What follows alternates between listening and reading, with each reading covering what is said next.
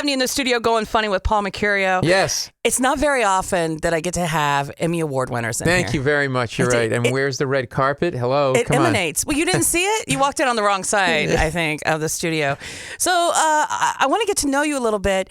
You went to law school. You were a lawyer before you got into comedy. Yeah, it's kind of crazy. Yeah, I went to Georgetown Law School, and I ended up in New York doing corporate law. I was doing mergers and acquisitions, and then what happened was the first thing I did when I got some my first couple of paychecks is I bought a camera and I started making short films, and one of them got into the HBO Comedy Festival in Aspen, Colorado, and then I ended up going there. I lied at work and told them my mother was sick, and I spent the weekend getting my movie screen, the short film that cost me like $12,000 to make, and people were like, "Why are you making this film?" I'm like, "I don't know." And then they took us on a small band, like 8 filmmakers, short filmmakers, into the woods and then into a clearing, and there was this like horse-drawn carriage. And that took it. And I'm like, am I going to be violated here? I don't know why. What am I doing? And they took us this massive mansion owned by this Hollywood executive, Peter Guber, who's made all these major films with like Paul Newman and this and that.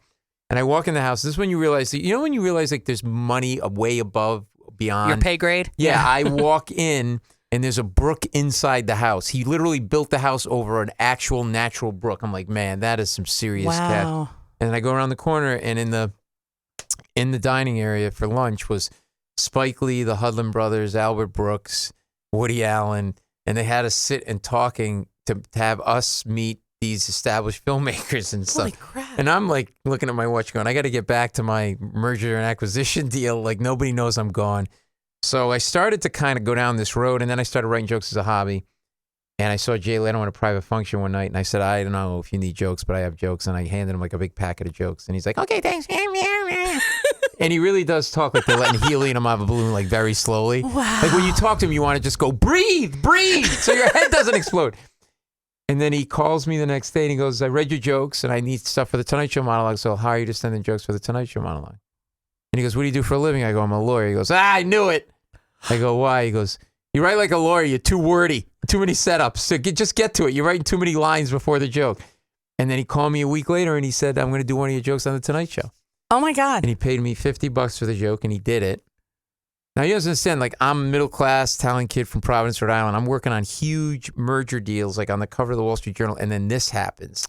And this little $50 silly, stupid joke, like, blows my head away. Like, so now, he says, go try the jokes out before you send them to me. So I start to live a secret double life, where I'm a lawyer, investment banker by day, and at night I would sneak around and I'd go to dive bars in New York City to work open mic nights, and I wouldn't tell anybody. I couldn't tell anybody on Wall Street because they tell me you can't do that, and I couldn't tell the people at these bars. These were other comics, and they had no money and they wouldn't take me seriously. And these were dives. Like one of the places I worked was actually called Downtown Afghanistan 2. It was a 2, and I don't know if they were franchising them or. Somebody like Zeke blew up one. That's I don't possible. know, as people are. And I basically like would go and I'd wait, and I'd sit in I'd undress in the car. I go downtown and wait, and I'm waiting. And it was a hooker worked out of there, drug dealer worked out of there. There was a sign on the men's room door that said the toilet seat's only to be used to go to the bathroom, not to cut coke. Thank you, the management. And it said thank you, the management on it. Ow! Right, so I'm waiting to go on stage, and there's a guy on stage. It was like poets, folk singers, and comics. And there's this folk singer playing "Blown in the Wind" badly, like the answer, like badly, like right. And nobody's paying attention. There's a fight at the pool table. One guy runs out of the bar, and another guy grabs the side of his neck, and he starts screaming. And this guy's drunk who got cut. He goes, "He cut me, man! He cut me!" And it was a drug deal gone bad, and he cut him across the side of the neck with a box cut, right? And I don't know what's going on. So now he's screaming. His girlfriend starts crying. Oh, my God, look at my boyfriend. The cops show up. Their walkie-talkies are on. So it's like, yeah, 80 seconds now. He cut me. Oh, my God, he cut me. The answer, my friend. The guy just keeps playing like he's not getting off, right? So I get up and I'm walking to the door, and I hear the MC go, all right, you guys ready for some comedy? No. I swear to God. Oh. No, I'm not doing it long enough to know that I don't have to go up. So I think I have to go up. This is like a lottery thing. You pick, like you're doing 5 minutes out of a hat, right? So I go on stage and I say, nice to be here at Downtown Afghanistan 2. I always wanted to follow a slashing. which I thought was a pretty good line. But the guy who got his neck slashed heard me. He goes, hey, you making fun of me? He was really drunk. He goes, I don't need to take any crap from you. And he takes all these bloody napkins and he wads them up and he throws them at me. Oh, God. And they hit my shirt. They stick to my shirt, my boy Brooks Brothers shirt, right? Oh. So I'm going. No one's paying attention. It's mayhem in the bar. And all of a sudden, this guy's drunk and he turns back and he goes, hey, what are you doing anyway? I go, I'm trying to tell jokes. He goes, oh, yeah?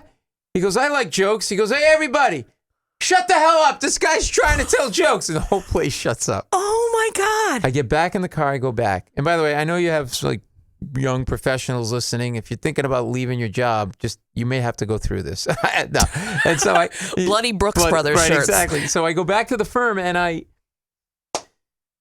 think, I'm 12 years old and I'm going to just when you're 12, you break your mother's vase and you glue it back together and you think no one's going to notice. And the minute they see it, they notice. Well, I turn into a 12-year-old. I take a file folder and I think I'm just going to cover up the blood stain that's right around my rib cage and no one's going to notice this grapefruit-sized blood stain. So wait, this was your lunch hour or something? No, this is at night. We would have a dinner break at 7 or 8 o'clock at night and all the other associates would go to dinner and I would go to dive bars and do open mic nights. But I was supposed to be gone an hour. I was gone 3 hours.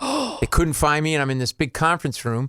And I walk in and I think, no one's going to notice this. And the minute my foot hit the carpet, someone goes, you got blood all over your shirt. And I'm no. So now I'm okay, I'm dead. My secret that I've been keeping for the last, 8 months is out. I'm going to get fired. And I don't know what to say.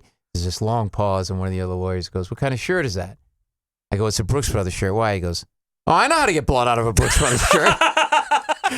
He goes, club soda and lemon juice. Another guy goes, no, Armani, that's the shirt you want. I go, what are you guys doing at night? Is this American Psycho 2? What are you guys doing? And that became my life. And I lived that life for almost 2 years where I was hiding it from everybody. And then my girlfriend, now my wife, when I told her that I wanted to leave Wall Street, she said two things to me, that to be a comedian. She goes, that better be your first joke. Oh. Yeah. And then she goes, well, thank God. I go, what? She goes, well, I thought you were cheating on me. I go, why? She goes, because you were supposed to be working all night, but you were coming home with reeking of beer and cigarette smokes and blood stains on your shirt, And I'm like, well, I'm a superhero, and can't you tell the way I am in bed? Come on. Oh, boom, boom, ching. And so that's kind of how you got started in it. It was crazy. All right, I'm Barb Abney with Paul Mecurio. He's playing at the House of Comedy in Mall of America this weekend. Now, Paul, you're very nice, by the way. Oh, thank you. A lot of times you go in the morning and the people are cranky and whatever. You're very nice. I started at 10. I got here.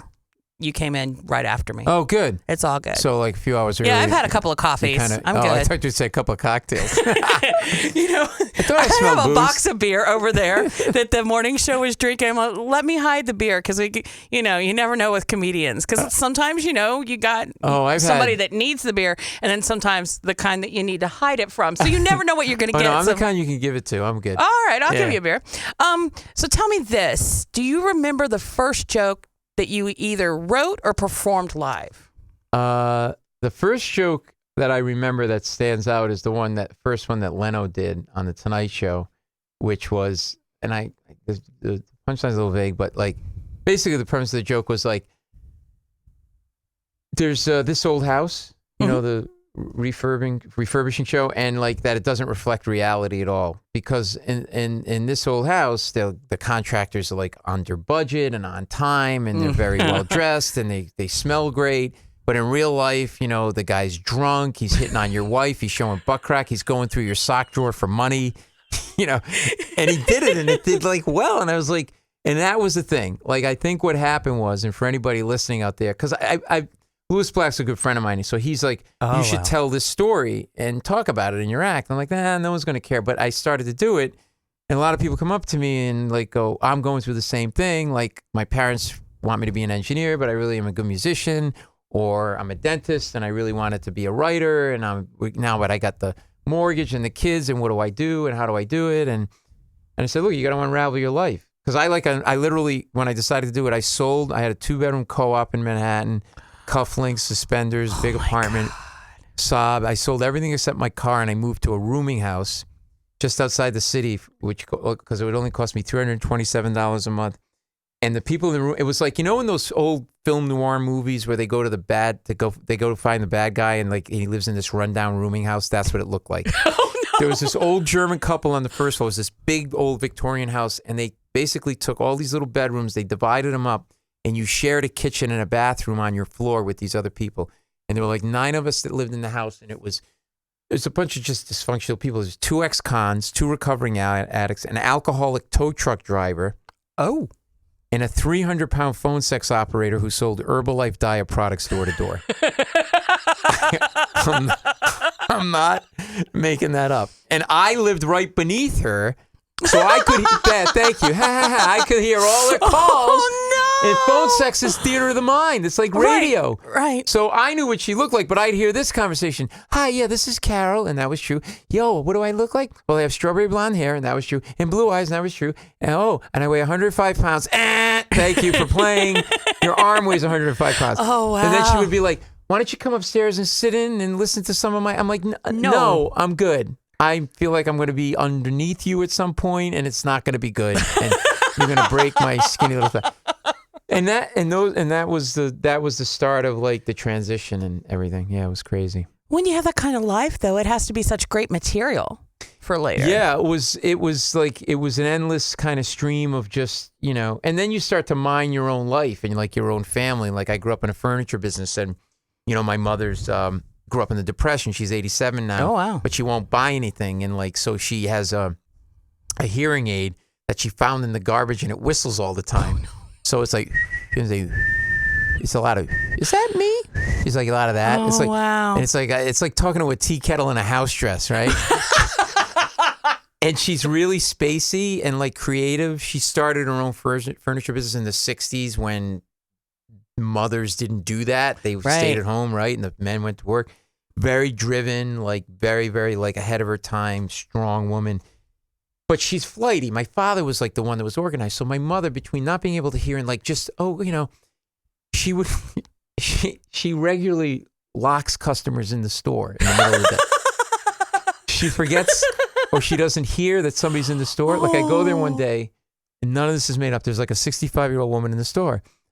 And I see the woman in the store and I go to open the door. It's one of these commercial, stores. With you gotta lock it with a key. But it's a glass door, and I'm pulling on it, and it's locked. And I'm like, but there's a woman walking around in the store, and it's not my mother. And I'm like, there's no glass broken. How did this woman get in? I go, wait, she goes, I go, what happened? She goes, I was looking around. I turned to ask your mother a question. I couldn't get out. I said, how long you been here? She goes, well, she locked me in. I've been here about 3 hours.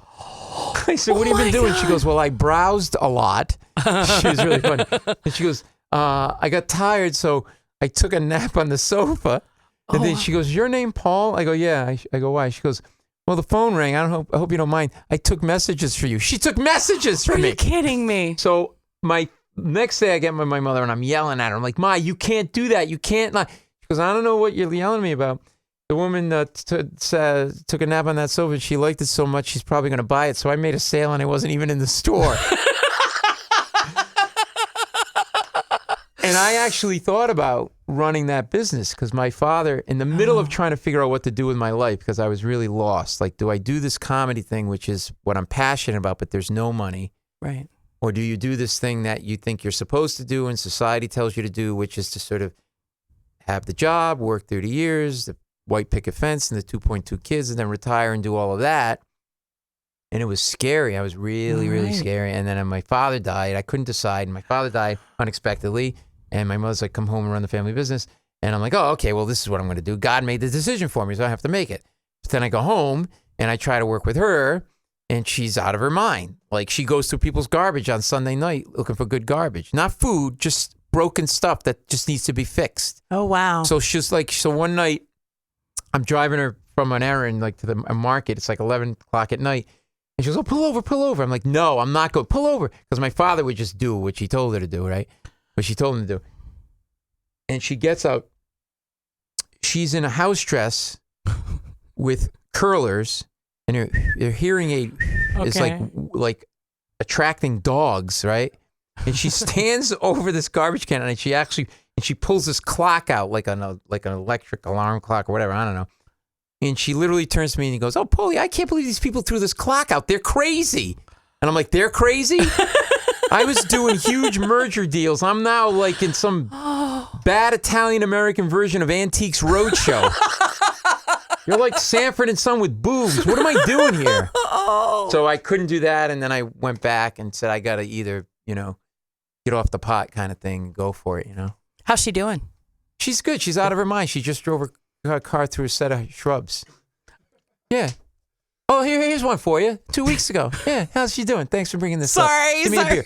No, she won't stop. She's 87. My father's been dead 20 years. She won't close the store. Like, what are you working for? You're a great grandmother. You got enough money. Oh, I like it. We had to have her car fumigated. Ask me why we had to have her car fumigated. Paul, why'd you have to have your mom's car fumigated? Oh, well, she went shopping one day. She went food shopping. She's an Italian woman. She likes her cheeses, and it was a warm day.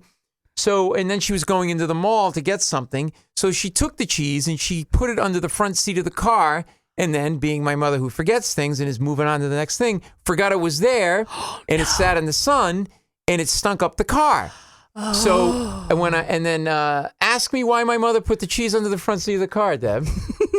So tell me, why did she put her cheese under the front seat of the car? I'm quoting her now. I didn't want people to steal the cheese. Yes, there's a Gouda bandit running around the neighborhood. There's posters plastered everywhere about him. They're shipping him off to other countries. Well, what do you do with that? Like, she's not going to listen to you. She's not going to change. Anybody listening has a parent out there like this, and it's sort of like you're always a child in their eyes. Right, totally. It's just utter. Her house is a pigsty. We're Italian, right? 100% Italian. Oh. So you think of like super neat house. There's these stereotypes. Right, you're in the mob, which is actually true. My cousin is. And we don't talk about that. This is in Rhode Island. I'm from New England. There's a bunch of Italian people there. And then there's like that one room in the house. The room's super neat. And then where everybody sits. Plastic on the furniture. Yes. And there's a picture of the Pope, Jesus, and Frank Sinatra, and that's it. And that's a room you go into at Christmas and Easter, and that's it, right? Right. Our house was the opposite because my mother's focus, drive, and care was that business. That business was her college. She didn't get to go to college. Oh. And shit was her thing, and we all worked in it. The house was a pigsty. True story. I'm like 18, 17, I'm in high school, and I literally am gone 10 minutes to go get like a burger up the street. Someone breaks into the house, and they took the stereo. They were in and they were out. They were in like 5 minutes, and they didn't touch anything. They just grabbed the first thing and out. Didn't touch anything in the house. Cop comes over to take a police report. Oh, no. Stands in the middle of the living room, and he goes, oh, my God. What kind of an animal would make a mess like this? And I'm like, yeah, the guy was crazy. He ransacked the place. He left salami out all day and threw a bra on the lampshade. He was out of his mind. None of these are made up stories for people listening. This is just like, so it's just sort of the way life takes you, Now, my friend Liz, you worked with Liz Winstead on the Daily Show for a while. Liz? Yeah. Oh. She's a good girl. Oh, she's great. I like her. Do you guys grow up here? How do you know each other? Yeah, she's from here. Right. I'm from Cincinnati. No, we just know we have mutual friends that introduced us because we're loud, funny chicks. She hired me on the Daily Show. She's a great girl. Oh, we used to get in trouble on that show. Can I tell you a story? Please do. I'll keep it clean. So we were doing Monica Lewinsky stuff, right? Oh, yeah. Right. And then there were phases of that. First, it was like, oh my God, it happened. And then it was, and then this big debate. And for Liz, those who don't know, Liz Winstead, brilliant comedian, social, political satirist. Yeah. We were both working in New York City. She, along with Madeline Smithberg, created The Daily Show. And I always felt like she never got the credit she deserved. Absolutely. When we won our first Emmy Award, she should have gotten an Emmy. She had just left because she got in a big feud with Craig Kilborn and blah, blah, blah. And she was never publicly acknowledged at the Emmys for creating that show. And I always thought that was inappropriate and she should have been. So I'm doing it anyway. Beautiful. For what it's worth. She's a great person and really brilliant. And the reason that show exists. So, first of all, we would steal clips from news networks because we didn't have a budget. Right. So we steal clips from CNN, and then they'd call us and yell at us and say, we're going to sue you. And then the network would say, stop. And then we'd go steal them from another network, because we didn't, but they wanted us, Liz was really cool. She'd be like, yeah, she pushes the envelope with her own comedy and right. very strong. So anyway, Monica Lewinsky, blah, blah, blah. So now she's, I don't know if you remember, but she was rehabilitating her career. For those who don't know, Monica Lewinsky did something sexual with the president and the cigar in the Oval Office, and a man's pants were down and all that good stuff. So she's now does a Vanity Fair spread, Monica Lewinsky. It was a country girl thing, and, she's laying it on a little blanket. And my writing partner and I got so incensed, like, they would let this, how could you let someone rehabilitate? So we're like, this is the, and this is what our show's made for, is to make commentary on this kind of thing, right? So it's like, this isn't the only thing she's doing. She's now, good for Monica, she's coming back. She's got her own handbag line. I don't know if you remember that. And then she's getting product endorsements like this one from the milk industry. And we had him take a shot of her face and put, quote unquote, a milk shot all over her face with the words "got milk?" ? Oh my God! Yeah, and we held the picture back from the network. You're supposed to give a show to the lawyers before you do it, right? Because we knew if we saw the picture, they'd kill him. We're like, yeah, it's just a picture of Monica Lewinsky. We're gonna put it in a minute. I'm like, okay, so we did it, and the president of the network, like, apparently sat bolt upright in bed and called him like, who authorized that? What are you out of your mind to do? And the show aired, but that show would re-air 3 times a day. That's the only show that never was re-aired because of that. And really? And we had them printed out, and I have that in a frame in my house. Yeah. That is awesome. Yeah. And Liz was cool. Like, she was like, we were just trying to push as many buttons as we could, which is what they want us to. Right. What would happen is the president never would yell at us like your father yells at you, like he's mad at you, but he's proud of you at the same time, but he can't tell you he's proud of you. But he's disappointed. But he's glad that you're his daughter or you're his son. Right, totally. Yeah, so it was like, it was a really cool experience. And then over time with John, it just crazy, opportunities to do this weird, surreal stuff, Barb Abney in the studio with Paul Mecurio. And now you've gone from The Daily Show. Now you're on The Late Show with Stephen Colbert. Yeah. And I'm doing some on-air stuff. I'm a contributor. I just did a segment. I should send you the link, actually. Please do. Yeah, it's on YouTube. It's called Unused Prop Theater. Yes. Oh, my God. That is hysterical. Yeah. We just did one with, I'm in a blue CGI suit with little ping pong balls. Yeah. Because we had all these things, these props for bits that we were going to do that didn't get used. And 2 of the props were these giant boxes that were made to, we had J.J. Abrams and Harrison Ford on for the Star Wars, of course, movie. And they were going to be the actual live action figures in these giant boxes, like 8 feet tall. They didn't end up getting used. The boxes cost thousands. They were custom made over Thanksgiving weekend. So we had that. We had an ear, something having to do with the Iowa caucus, and it was a giant ear of corn costume, but a guy in it. So it was like a genetically mutated corn gone bad. GMO corn, right. And then there was this bad, I was CGI thing, so it was like the skin tight that suit with ping pong balls. It looked like a CGI thing. Now, when you do that, you've got to wear, I didn't know this, you can't wear your underwear. You've got to wear essentially like a Spank for guys, like, so it's like a tighty, it's cut like a tighty whitey, but because you want to push compression. And look, you can see I need that kind of thing. There's a lot going on down there. It's not Zeke kind of stuff. Asian guy. Yeah, you're not Asian. And so it really worked. It pushed it in. So I'm looking down at myself and I'm like, I can't go on national television like this. I look like a eunuch. I look like a Ken doll. Like when you're 6 and you would push your pee-pee in and then put your legs together, look like you have a vagina. Like, I can't. So literally here I am. This is where you go from like Wall Street boardrooms of the biggest corporations. I'm in a skin tight suit pulling on my boy down there, trying to make it look bigger than it is before I go on TV. And the stage manager goes, stop pulling on your wiener. Well, what are you doing? I go, because I got to look like I have a wiener. It looks ridiculous. Looks like an eraser down there. So I'll send you the link. It's on YouTube, and I don't know if you want to post it. And totally. I saw the one with the big tricycle. I was in that one. Okay. Yeah. And I was at the end. I come out. Okay. And it's a whole Plymouth Rock thing. Yeah. And the corn guy comes out, and he goes, and I say, welcome to America, friend. Please stand over here. And then we bow. I'm the guy in the blue thing. Yeah. Oh. You'll see it. I'm toward the end. But Yeah, it's been great. Like the studio is beautiful. It was covered. There was this beautiful cathedral dome that we're in the same theater as the Letterman show. And it was covered up. Wow. And they took down this, false ceiling and this beautiful, massive cathedral dome. The theater was built in 1921 or 22. It's got stained glass windows all around. It was crazy. Gorgeous. And they covered it up. Yeah. And they just like, it's funny because union guys still work in the house and they don't get our process of our show is more like the Daily Show where we'll write and then we rehearse the show at 4 or 3 and then there's a rewrite to make it stronger and figure out what works. And when you do a rewrite, that affects all that footage that you see. So that has to be, the edit has to be recut. Oh, wow. So there's this union guy that's been there for like 30 years and Letterman used like a rocket. They tape at 5:30, done at 6:30, like a like NASA, right?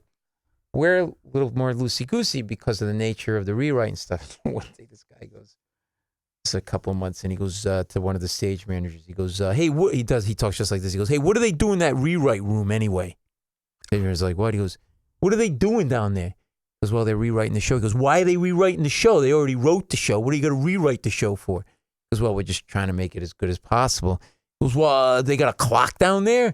He goes, well, I don't know. He goes, well, maybe they should get themselves a clock, like spend $20 so we can all get out of here on time. And he walked away. Ooh. Yeah, it's like that kind of thing. So it's all these interesting little dynamics and stuff happening, but it's cool. The show's really cool.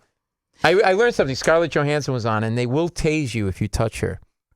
I touched her. No way. No, it's dead down there. Justin Breyer, just rub against his ass a little bit. They'll tase you. Who is he? He's a Supreme Court justice. Oh, well. Stephen Breyer. Yes, that happens. When you rub, Right. Well, his pants were tight. He was asking for it. You couldn't help it. Oh, my God. I'm a lawyer. Those guys turn me on. No, it's really cool. There's like, you see these big stars. Well, we had them on the Daily Show, too, and Colbert and stuff, but it was crazy. Yeah, that's how I met Paul McCartney on the Colbert Show. Yeah. Okay. So now let's talk about the show that you do. And I'm looking at like the lineup of artists you've had on there, and it's like number one front and center. Oh, I don't know, like a living god, like Paul McCartney. Yeah. Like, so I met him at the Colbert Show, and he was just waiting in the hallway after he had done rehearsal, and it just was like, that's Paul McCartney. And I'm walking up to him, and I'm like, I can't believe this is Paul McCartney. And I go and I shake his hand, and I say, honor to meet you. And I think it's going to be done. And he goes, oh, nice to meet you. What do you do? I'm like, oh, I'm a comedian. He goes, oh, yeah, I like comedy. And he starts talking to me about comedy. You tour? Yeah, I tour. You have a kid? Yeah, I got a kid. So, like, I'm talking to Paul McCartney. And on the outside, I'm like, hey, I'm talking to Paul McCartney. On the inside, I'm like, I'm talking to Paul McCartney. It's out of my mind. Like, out of my mind. And long story short, I was about to ask him to do the show, but I'm getting closer and closer to his face as I'm talking to him. Like, like on National Geographic Channel where the chimps like clean the fleas off their mate. Like, I was that close. You're like, getting his eyebrows all cleaned up. Yeah, I could have gotten his eyebrows right.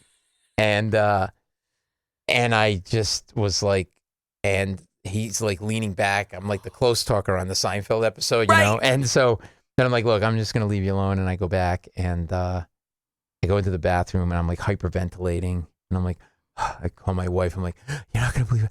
Yeah. And she goes, where are you? I go, I'm in the bathroom at the Colbert Report. She goes, what are you doing? Are you? I'm like, no, I'm not. It's not Tuesday. Come on. That's a Tuesday thing. I decide Paul McCartney should do my podcast. Sure. So I go knock on the door and I said, would you do my podcast? He goes, yeah, sure. Just like that. Really? Yeah. And then you exchanged numbers. Yeah, exchanged numbers. And we did it. And I next time I come on, I'll play the voice. My phone's being hinky and I can't get the message to play, but I have a message and stuff. And yeah, it's crazy. You have a message from Paul McCartney in your voicemail that you're never going to delete. Yeah. Oh, I've got it saved in like 5 places. I do that too. Yeah. I totally do that too. That's beautiful. If you promise to let me next time I'm on, play it for you. I'll play it for you the next time I'm on. I would have you on tomorrow, so I could hear this. And so, yeah, it was pretty surreal. And then we arranged it, and I did it like 2 hours later. And the first thing I said to him, was, why are you talking to me now? I was like, I had to tell myself, you interview a lot of people. I had to tell myself, like, you're not talking to Paul McCartney, like, because otherwise I would have gotten frozen. Like, oh, that's a stupid question. No, that's right. It's almost like that. Like I just like, you're talking to a musician and it's all cool. And he was great, and I asked him just stuff about making music, and so like I asked him how they keep changing their voice from one album to another, and never worried about losing their fans. Fans like what they like, and they like right. And he's like, oh, we never thought about that. We just would do our thing, and that was what we would do, and we wanted to keep challenging ourselves. We wanted to get bored, and so yeah, the podcast has been cool. It's called Two Chairs and a Microphone. It's on my website, paulmecurio.com. 1 R, not 2. If you do Mecurio with 2 R's, there's another Australian actor guy with tight pants. You and your tight pants. I know. It all comes back to that. I'm telling you, this guy's a dancer, and he had like water spraying on himself and a white tank top and super tight pants. You could see his package, and people would go to Google me and get him, and they would go, "Are you doing gay porn? What is going on with you?" And you're like, yes. Yes. Have you seen my comedy? I need to do gay porn. And basically, like, so yeah, you can get it there. And there's Bryan Cranston and Stephen Colbert, Jay Leno, Neil deGrasse Tyson, Kristen Chenoweth. Oh, so again, all like a good people. And it's a fee. I'm going to tell people straight up, it's a little subscription fee. It's like $3-4 a month, but you get no ads and like 2 podcasts a week. So totally worth like it. Yeah, it's super cheap. You spend $4 on water, whatever. So like, yeah. Good entertainment isn't free. Yeah, my son can get that kidney that he needs if you do it. If you care about a kid living a normal life, that's what I'm saying. So I watched that Bloomberg special you did a while back, and you talked about having an animated series. Oh yeah, called the Disgrace Squad. Is that available? Yeah, we've got the TV Funhouse stuff that they do on SNL, the animated, like ambiguously gay duo. That I don't know if you remember that. Know that? That sounds very familiar. They that animation house wants to animate my show. So it's a story about disgrace. It started out as disgraced athletes, who premise is like I kept seeing all these disgraced athletes that were like just jerks, and then try to rehabilitate their image. And I'm like, well, why don't we cull together a bunch of them called the Disgrace Squad, and it's a bunch of disgraced athletes that get thrown out of their sports and they're like ostracized from society and have to live together in like a skybox above a stadium and fight crime using the very thing that got them kicked out of sports. Oh wow! So there's the Roydinator, who's got back acne that jumps out of his back and can fight. He's got 2 really tiny testicles that can jump through keyholes and like unlock doors from the other side. He has a giant head for a compartment for. Then there's Tiger Woods, or what we call 3 Wood, and he's got his powers. He's got a bag of skanks in his golf club bag, and he texts them and they come out and they fight for him. And my, yeah. So we got a bunch of but I broadened it to be politicians too, and good, and like celebrities and stuff. So we've started to write some scripts for that, and I have a talk show that I created. I did 2 episodes of my. I want to do a talk show for us. I mean, there's basically the traditional 5 talk shows that are been the same format for 60 years, including the Colbert Show, which is great. But guy in a suit comes out, does monologue, and then sits at the desk and interview, and then a band, and good night. And then there's Charlie Rose, and there's nothing in between, And I like long form, and I like Charlie Rose's stuff because you really get to know people, and that's what I've been finding on the podcast. You can spend an hour with somebody, and like Neil deGrasse Tyson tells the story of he was at the University of Texas getting his doctorate, and he needed money. He was really hard up for money, so he goes to his friends. He's a classically trained dancer, so his friends were stripping for money. So he thought about it, so he went to watch his friends, and the first guy that came out with a thong on, and he doused it with lighter fluid and lit it on fire to great balls of fire.